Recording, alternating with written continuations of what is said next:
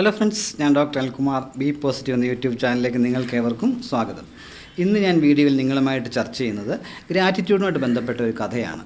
നമുക്കറിയാം, നമ്മുടെ എല്ലാം ജീവിതത്തിൽ നമ്മളെ സഹായിച്ചിട്ടുള്ള ഒരുപാട് ആൾക്കാരുണ്ടാകും. പല രംഗത്തും നമ്മൾ വിദ്യാഭ്യാസ കാലം മുതൽ നമ്മൾക്ക് തന്നിട്ടുള്ള, നമ്മളെ സഹായിച്ചിട്ടുള്ള ഒരുപാട് ആൾക്കാർ നമ്മുടെ ജീവിതത്തിലുണ്ടാകും.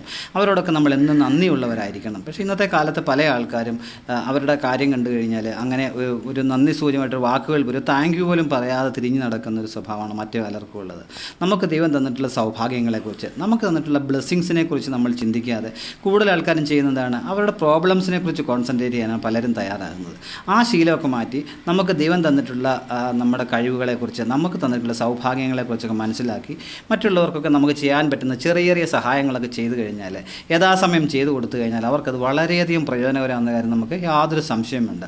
മാത്രമല്ല, നമ്മൾ ആർക്കെങ്കിലും ഒരു സഹായം ചെയ്തു കൊടുത്തു കഴിഞ്ഞാൽ ഈ ജീവിതത്തിൽ എന്തെങ്കിലും നമുക്കത് തിരിച്ച് ലഭിക്കുമെന്നുള്ള കാര്യത്തിൽ യാതൊരു സംശയമില്ല. അതുമായിട്ട് ബന്ധപ്പെട്ട ചെറിയ ഒരു കഥയാണ് ഇന്ന് ഈ വീഡിയോയിൽ ഞാൻ ചർച്ച ചെയ്യുന്നത്. Story of Ignace J Paderewski and Herbert Hoover. അമേരിക്കയിലെ പ്രശസ്തമായ സ്റ്റാൻഫോർഡ് യൂണിവേഴ്സിറ്റിയിൽ പഠിച്ചുകൊണ്ടിരുന്ന ഒരു വിദ്യാർത്ഥിയായിരുന്നു ഹെർബർട്ട് ഹൂവർ. 18 വയസ്സ് മാത്രമുണ്ടായിരുന്ന അനാഥനായ അദ്ദേഹം പഠനത്തിനായി പൈസ കണ്ടെത്താനായിട്ട് വളരെയധികം ബുദ്ധിമുട്ടി. അപ്പോൾ എന്ത് വിഷമിച്ചിരിക്കുന്ന സമയത്ത് അദ്ദേഹം തൻ്റെ സുഹൃത്തുക്കളുമായിട്ടൊക്കെ ചർച്ച ചെയ്ത സമയത്ത് ആ ഒരു ഉപായം കണ്ടുപിടിച്ചു. ഒരു സംഗീത കച്ചേരി, നല്ലൊരു മ്യൂസിക് കൺസേർട്ട് അവരുടെ ക്യാമ്പസിൽ നടത്തുക. അപ്പോൾ അതിൽ നിന്നും കിട്ടുന്ന തുകയുടെ ചെലവ് കഴിഞ്ഞുള്ള ഭാഗം അവരുടെ പഠന ആവശ്യങ്ങൾക്കായി വിനിയോഗിക്കാം. അതായിരുന്നു അവർ കണ്ടെത്തിയ മാർഗം. അങ്ങനെ അവർ അക്കാലത്ത് വളരെ പ്രശസ്തനായിരുന്ന പിയാനിസ്റ്റായിരുന്ന ഇഗ്നേസി പഡ്വേസ്കി എന്ന പോളണ്ടിലെ പ്രശസ്തനായ പിയാനിസ്റ്റിനെ സമീപിക്കുകയും അദ്ദേഹത്തിൻ്റെ മാനേജർ ഈ പരിപാടി നടത്തുന്നതിനായിട്ട് $2000 പ്രതിഫലമായിട്ട് തീരുമാനിക്കുകയും ചെയ്തു. അവരത് അഗ്രി ചെയ്യുകയും അങ്ങനെ ആ പരിപാടി അവിടെ സ്റ്റാൻഫോർഡ് യൂണിവേഴ്സിറ്റി നടത്തുവാനായിട്ട് ഹെർബർട്ട് ഹൂവറും അദ്ദേഹത്തിൻ്റെ സുഹൃത്തുക്കളും തയ്യാറായി. അപ്പോൾ അതിനുവേണ്ടിയുള്ള പ്രാരംഭ പ്രവർത്തനങ്ങളൊക്കെ അവർ ആരംഭിച്ചു. അതിനോട് ടിക്കറ്റൊക്കെ വിറ്റ് അവർ പൈസ സംഘടിപ്പിക്കാനായിട്ട് അവർ ശ്രമിച്ചു. പക്ഷേ എന്തായാലും അവർ പ്രതീക്ഷിച്ച പോലെ അല്ല കാര്യങ്ങൾ നടന്നത്. അവർക്ക് ആകെ കളക്ട് ചെയ്യാൻ കഴിഞ്ഞത് $1600 മാത്രമാണ്. അങ്ങനെ പരിപാടി നടത്തേണ്ട സമയമായി. അവർ പല രംഗത്തും നോക്കിയിട്ടും കൂടുതൽ പൈസയൊന്നും അവർക്ക് ലഭിച്ചില്ല.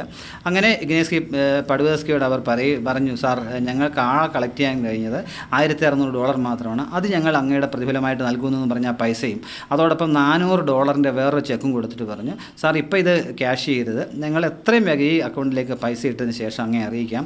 അതിനുശേഷം അങ്ങ് ബാക്കി പൈസ അത് $400 നിങ്ങൾ അത് ക്യാഷ് ചെയ്തെടുക്കാമെന്ന് പറഞ്ഞ് അങ്ങനെ പറഞ്ഞ സമയത്ത് ഇഗ്നേസി പഡ്വേസ്കി അവർ പറഞ്ഞു, നോ, സാധ്യമല്ല, നിങ്ങൾക്ക് അങ്ങനെ ചെയ്യാനായിട്ട് പറ്റില്ല എന്നും പറഞ്ഞ് അദ്ദേഹം ആ ചെക്ക് കീറിക്കളഞ്ഞു. എന്നിട്ട് അവരോട് പറഞ്ഞ മറുപടി എന്ന് പറഞ്ഞാൽ, നിങ്ങൾ എന്തിനു വേണ്ടി ഈ പരിപാടി നടത്തിയെന്ന് ചോദിച്ചു.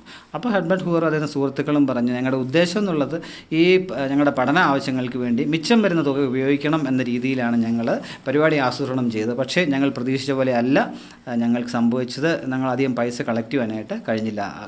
അതിന് മറുപടിയായിട്ട് ഇഗ്നേസി പഡ്വേസ്കി അവരോടും പറഞ്ഞ മറുപടി എന്ന് പറഞ്ഞു കഴിഞ്ഞാൽ, നിങ്ങളിങ്ങനെയുള്ള അബദ്ധങ്ങളൊന്നും ചാടരുത്, എടുത്ത് ചാടിയിൽ തീരുമാനം എടുക്കരുത്. നമുക്ക് എന്തെങ്കിലും ചെയ്യാൻ പറ്റുമെന്നുള്ള രീതിയിൽ ആലോചിച്ച് മാത്രമേ ഇനിയും നിങ്ങൾ അങ്ങനെ കാര്യങ്ങളൊന്നും ചെയ്യാവൂ. നിങ്ങൾ ഈ എന്തിനു വേണ്ടിയാണോ ഈ പരിപാടി സംഘടിപ്പിച്ചത്, അതിനുവേണ്ടി നടത്തിയ ചിലവും അത് കഴിഞ്ഞിട്ട് നിങ്ങളുടെ പഠന ആവശ്യത്തിന് എന്ത് തുകയും ആവശ്യമുണ്ടോ അതിനുശേഷം മിച്ചം എന്തെങ്കിലും ഉണ്ടെങ്കിൽ മാത്രം നിങ്ങൾ എനിക്ക് നൽകിയാൽ മതി എന്നും പറഞ്ഞ് അദ്ദേഹം ആ പണം അവർക്ക് മടക്കി നൽകി. വളരെ ഹെർബർട്ട് ഹൂവർ അദ്ദേഹത്തിൻ്റെ സുഹൃത്തുക്കൾ അത്ഭുതപ്പെട്ടു. ഇങ്ങനെയും നല്ല മനുഷ്യരുണ്ടോ എന്ന രീതിയിൽ അവർ ദൈവത്തിന് നന്ദി പറഞ്ഞുകൊണ്ട് അതിനുശേഷം ഇഗ്നേസി പഡ്വേസ്കി പരിപാടിയൊക്കെ കഴിഞ്ഞ് അദ്ദേഹത്തിൻ്റെ സ്ഥലത്തേക്ക് മടങ്ങുകയും ചെയ്തു. പിൽക്കാലത്ത് നമുക്കറിയാം, ഇഗ്നേസി പഡ്വേസ്കി ഞാൻ നേരത്തെ പറഞ്ഞ സ്വതന്ത്ര പോളണ്ടിന് വേണ്ടി വാദിച്ചിരുന്ന വളരെ അതിൻ്റെ ഒരു വക്താവായിട്ട് അറിയപ്പെട്ടിരുന്ന ആളാണ് ഇഗ്നേസി പഡ്വേസ്കി. 1919 ഒന്നാം ലോക മഹായുദ്ധകാലത്ത് അദ്ദേഹം പോളണ്ടിൻ്റെ പ്രധാനമന്ത്രിയായിട്ട് തിരഞ്ഞെടുക്കപ്പെട്ടു. അതിനുശേഷം സ്വതന്ത്ര പോളണ്ട് വേണമെന്ന ആശയം ഉന്നയിച്ചുകൊണ്ട് അദ്ദേഹം അമേരിക്കൻ പ്രസിഡൻ്റായിരുന്ന വുഡ്രോ വിൽസനെ സമീപിക്കുകയും അദ്ദേഹത്തിന് സഹായം അഭ്യർത്ഥിക്കുകയും ചെയ്തു. അതിൽ സഹായം നൽകാമെന്ന് വുഡ്രോ വിൽസൺ അതിനുശേഷം പിന്നീട് നടന്ന പാരീസ് പീസ് കോൺഫറൻസിൽ ഒരു 14 പോയിൻ്റ് പ്രോഗ്രാം അവതരിപ്പിക്കുകയും അതിനെ തുടർന്നുണ്ടായ വേഴ്സൈൽസ് ഉടമ്പടിയുടെ ശേഷമാണ് ഒന്നാം ലോക മഹായുദ്ധം അവസാനിച്ചത്. നമുക്കറിയാം, ഒന്നാം ലോക മഹായുദ്ധത്തിന് ശേഷം ഒരുപാട് കഷ്ടനഷ്ടങ്ങളൊക്കെ ഉണ്ടായി. അപ്പം പോളണ്ടിൻ്റെ പ്രധാനമന്ത്രിയായിരുന്നു അന്ന് ഇഗ്നേസി പഡ്വേസ്കി എന്ന് നേരത്തെ തന്നെ പറഞ്ഞു. അപ്പം ഏകദേശം 15 ലക്ഷത്തോളം ആൾക്കാർ ഭക്ഷണമൊന്നുമില്ല, വളരെയധികം ബുദ്ധിമുട്ടിയ സമയത്ത് എന്ത് ചെയ്യണമെന്നറിയാതെ ഇഗ്നേസി പഡ്വേസ്കി ഒരു കാര്യം ആലോചിച്ച് പെട്ടെന്ന് അദ്ദേഹത്തിന് തോന്നി, അമേരിക്കയുടെ ഫുഡ് ആൻഡ് റിലീഫ് അഡ്മിനിസ്ട്രേഷൻ ഉണ്ട്, അതിൻ്റെ ഡയറക്ടർക്ക് സമീപിക്കുക എന്നുള്ള മാത്രമേ അവരുടെ മുൻപിലൊരു മാർഗ്ഗം ഉണ്ടായിരുന്നുള്ളൂ. അങ്ങനെ അമേരിക്കയുടെ ഫുഡ് ആൻഡ് ഡ്രഗ് റിലീഫ് അഡ്മിനിസ്ട്രേഷൻ്റെ ഡയറക്ടർക്ക് ഒരു കത്ത് പോളണ്ടിൻ്റെ പ്രധാനമന്ത്രിയായിരുന്ന പഡുവേസ്കി അയച്ചു. അതിന് പറഞ്ഞിരുന്നത്, നിങ്ങളുടെ സഹായം ഞങ്ങൾക്കിപ്പോൾ ആവശ്യമുണ്ട സമയമാണിത്. ഈ ഒന്നാം ലോക മഹായുദ്ധത്തിന് ശേഷം ഉണ്ടായ കെടുതികൾക്ക് ശേഷം ഒരുപാട് ജനങ്ങൾ പട്ടിണി കൊണ്ട് കഷ്ടപ്പെടുകയാണ്. എന്തെങ്കിലും സഹായം ഞങ്ങൾക്ക് ഭക്ഷ്യധാന്യങ്ങൾക്ക് നൽകി സഹകരിച്ചില്ലെങ്കിൽ ഒരുപാട് ആൾക്കാരെ പട്ടിണി കൊണ്ട് മരിക്കും എന്ന രീതിയിലാണ് കത്തെഴുതിയിരുന്നത്. ആ കത്ത് കിട്ടിയ ഉടൻ തന്നെ American food and relief administration director എത്രയും വേഗം പോളണ്ടിലേക്ക് ടൺ കണക്കിന് ഭക്ഷ്യധാന്യങ്ങൾ അയക്കുവാൻ വേണ്ട ഏർപ്പാടുകൾ അദ്ദേഹം പെട്ടെന്ന് അറേഞ്ച് ചെയ്തു. അങ്ങനെ പോളണ്ടിലേക്ക് ഭക്ഷ്യധാന്യങ്ങളുടെ ഒഴുക്ക് തന്നെ ഉണ്ടായി. അങ്ങനെ പോളണ്ടിലെ ഏകദേശം 15 ലക്ഷത്തോളം ആൾക്കാരെ പട്ടിണിയിൽ നിന്നും രക്ഷിക്കുവാനായിട്ട് അമേരിക്കൻ ഫുഡ് ആൻഡ് റിലീഫ് അഡ്മിനിസ്ട്രേഷന് കഴിഞ്ഞു. അതേ തുടർന്ന് ഇതിൽ നന്ദി രേഖപ്പെടുത്തിക്കൊണ്ട് അദ്ദേഹം ഇതിൻ്റെ ഫുഡ് ആൻഡ് റിലീഫ് അഡ്മിനിസ്ട്രേഷൻ്റെ ഡയറക്ടറെ ഒന്ന് കാണണമെന്ന രീതിയിൽ പിന്നീട് പഡുവേസ്കി അമേരിക്കയിൽ എത്തുകയും അദ്ദേഹത്തെ കാണുകയും ചെയ്ത സമയത്ത് നന്ദി രേഖപ്പെടുത്തുവാൻ വേണ്ടി പറഞ്ഞ സമയത്ത് അന്ന് ഇതിൻ്റെ ഡയറക്ടറായിരുന്ന അദ്ദേഹം പറഞ്ഞ മറുപടി എന്ന് പറഞ്ഞാൽ, you shall not be thanking me mister prime minister, you may not remember this but several years ago you help to young students go through college. I was one of them. Mister ദയവായി പ്രധാനമന്ത്രി, അങ്ങ് അല്ല ഞാൻ നന്ദി പറയേണ്ടത്, ഞാനാണ് അങ്ങയോട് നന്ദി പറയേണ്ടത്.